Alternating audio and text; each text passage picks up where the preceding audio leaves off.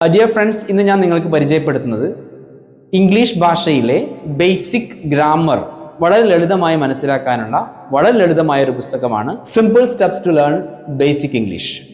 ഈ പുസ്തകം ഇംഗ്ലീഷിൽ അടിസ്ഥാനപരമായി അറിഞ്ഞിരിക്കേണ്ട മുഴുവൻ കാര്യങ്ങളും ഇംഗ്ലീഷ് പ്ലസ് മലയാളം വിശദീകരണത്തോട് കൂടി നൽകുന്നു എന്നതാണ്. ഈ വെക്കേഷനിൽ if you want to master basic English, this is your choice. ഇവിടെ നമ്മൾ സ്റ്റാർട്ട് ചെയ്യുന്നത് പാർട്സ് ഓഫ് സ്പീച്ചിലൂടെയാണ്.